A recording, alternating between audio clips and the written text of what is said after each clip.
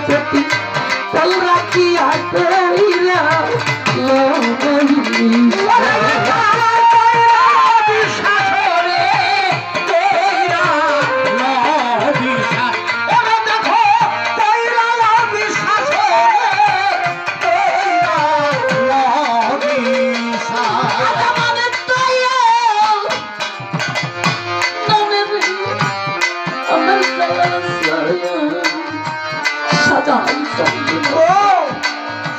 दर्द नामे করবে বিশ্বাস আমার জ্বালা নামে বোঝায় করবে বিশ্বাস দেবের তো কাল পাতিয়া কইরা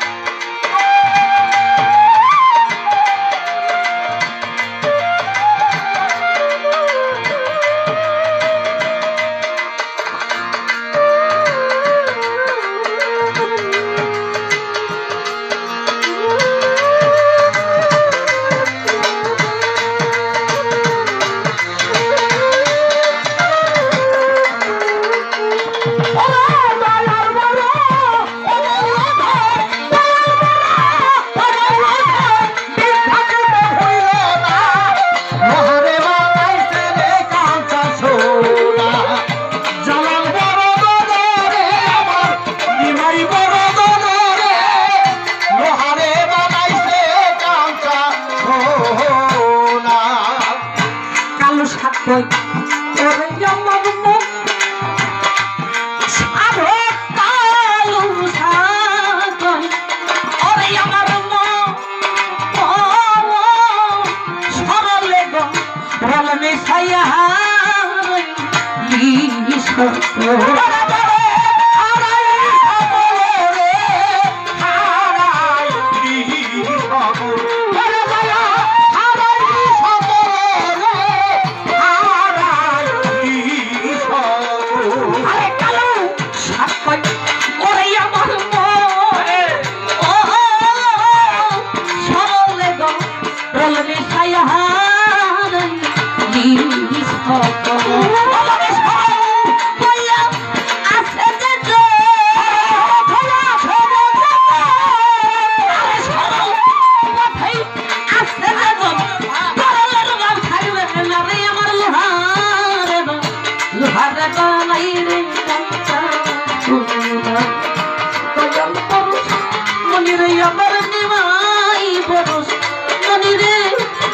हरे बनाई रे कंसा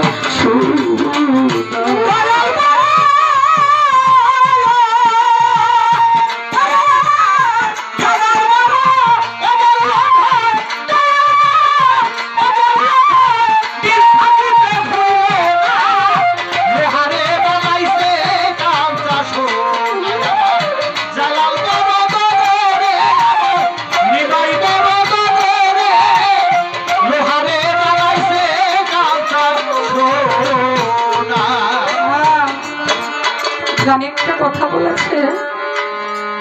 রশিদ বলে সেই সুন্দরী আমার মজপতি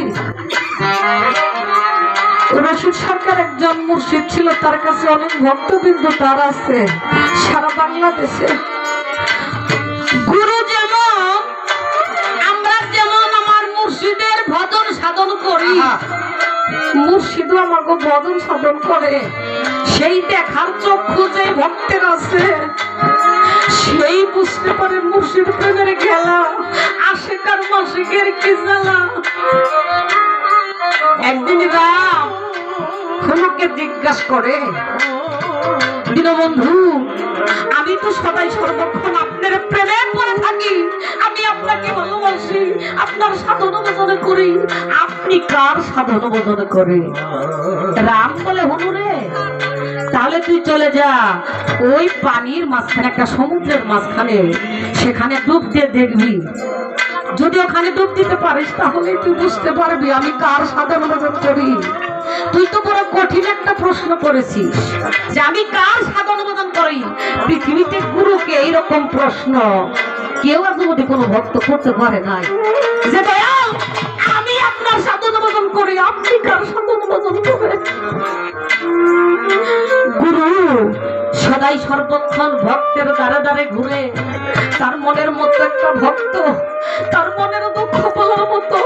তার মনের কষ্ট বলার মতো ভক্তের দ্বারে দ্বারে ঘুরে যে আমার কোন ভক্তটা আমি পাবো রে আমি ওর বুকে বুক বিষয়ে আমার মনের যত দুঃখ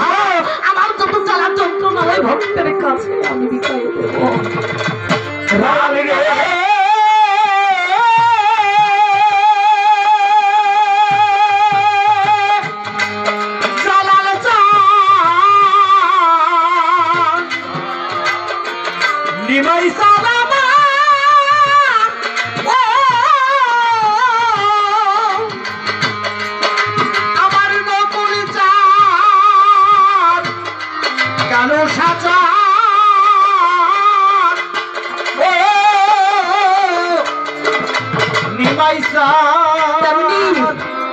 আমার সাজা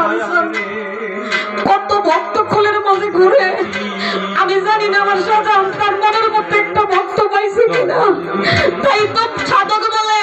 গুরু মিলে ঘরে ঘরে ভক্ত মিলে গুরুর একটা কপালের ফেরে রে ভক্ত না হইলে কখনো গুরু হওয়া যায় না আমার সাজা আনসান তার মুর্শিদের কাছে তার চরণ সবকিছু বিকাই দিচ্ছে বিধাই আজকে সে গুরু, আজকে সে পতিত পাবন সেজেছে তার ভক্ত কোলের মাঝে। তাই রাম দীনবন্ধু যখন বলে তুই চলে যা পানির মাঝে, পানির মাঝখানে ডুবতে দেখে হনুমান যে হনুমানের মতো একজন হনুমান বসে আছে একটা জলচকের মধ্যে, আরেকটা জলচকি নিচে, সেখানে বসে রাম দীনবন্ধু ডাকতেছে তার ভক্ত হনুকে। তাই তো বলে ভক্তই আমার মাতা পিতারে, ভক্ত আমার গুরু, ভক্ত আমার নাম রেখেছে পঞ্চকল্পতরু। ভক্তের হাতেই প্রেমের ডরি, ভক্ত আমায় যদি ঘুরাই আমি সেই দিকে ঘুরি। তাই দীনবন্ধু আমার মাতা পিতা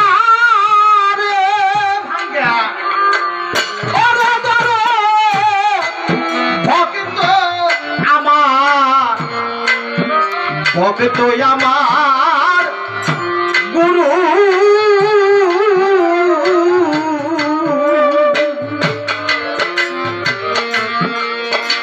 ভক্ত আমার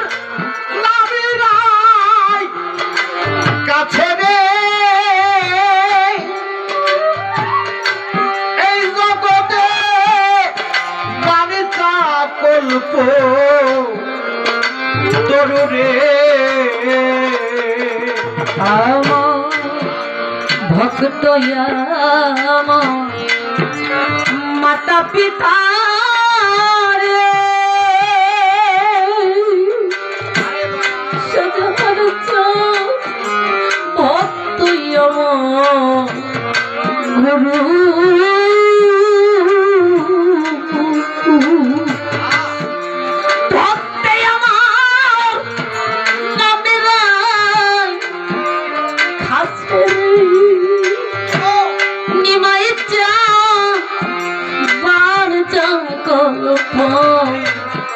তরুরে ভক্তের হাতে প্রেম ডুরি, ভক্তের হাতে প্রেমের ডুরি, সেই দিক ঘুরাই আমি সেই দিক ঘুরি। ভক্তের হাতে আমার প্রেমের ডুরি,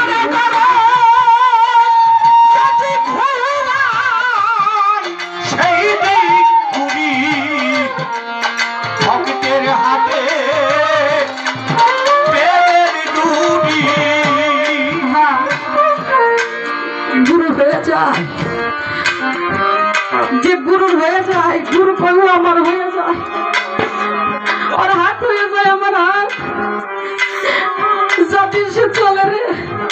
ওর পা হয়ে যায়, যাতে সে চলে আর পা হয়ে যায় আমার পা, যাতে ও হাতে ওর হাত হয়ে যায় আমার হাত, যাতে ও ধরে আর চোখ হয়ে যায় আমার চোখ, যাতে ও